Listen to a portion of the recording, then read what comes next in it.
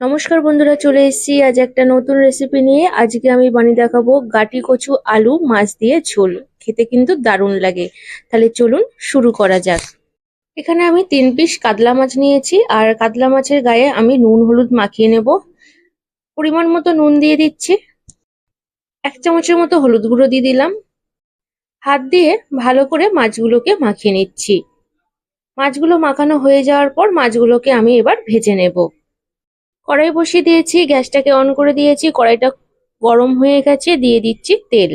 আমি এখানে সাদা তেল ব্যবহার করছি, আপনারা যদি চান তাহলে সর্ষের তেল দিয়ে মাছ ভাজতে পারেন। তেলটা গরম হয়ে গেলে এবার মাছগুলোকে দিয়ে দেবো। মাছগুলোকে উল্টে পাল্টে ভালো করে ভেজে নিতে হবে। মাছগুলো ভেজে নেওয়ার পর কড়াইয়ের মধ্যে কচু আর আলু দিয়ে দিয়েছি। এটাকে জল দিয়ে হাফ সিদ্ধ করে নেব। গ্যাসটাকে অন করে দিয়েছি। কচুগুলো কিছুক্ষণ জলে ফোটানোর পর এরকম অবস্থা এসেছে, আর কচুগুলো কিন্তু একদম সেদ্ধ হয়ে গেছে। এটাকে এবার নামিয়ে নেব।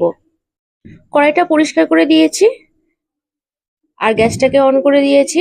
কড়াইটা গরম হয়ে গেছে, দিয়ে দিচ্ছি তেল। দিয়ে দেব হাফ চামচের মতো 5 ফোড়ন, একটা তেজপাতা ছিঁড়ে এই তেলের মধ্যে দিয়ে দেব। 3-4টে চেরা কাঁচা লঙ্কা এই তেলের মধ্যে দিয়ে দিচ্ছি। কুচনো পেঁয়াজ দিয়ে দেব।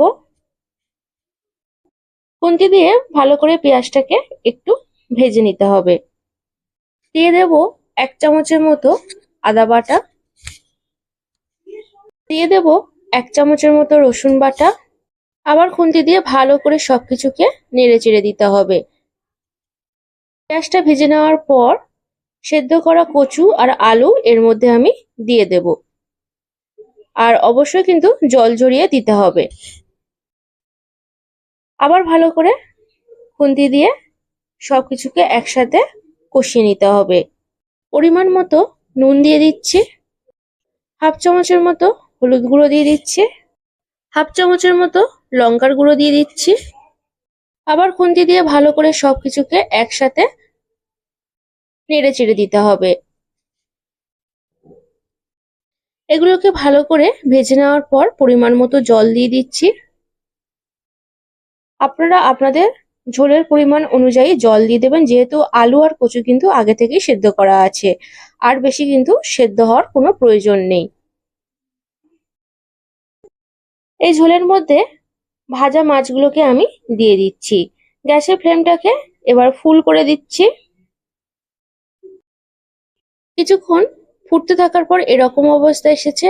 আবার খুন্তি দিয়ে ভালো করে সবকিছুকে একটু নেড়ে চেড়ে দিচ্ছি। রান্নাটা একদম আমার কিন্তু কমপ্লিট হয়ে গেছে। এটাকে এবার নামিয়ে নেব। এরকম কচু আলু পাতলা মাছের ঝোল খেতে কিন্তু ভাত দিয়ে দারুণ লাগে। ভিডিওটি ভালো লাগলে অবশ্যই আমার চ্যানেলটিকে সাবস্ক্রাইব করবেন।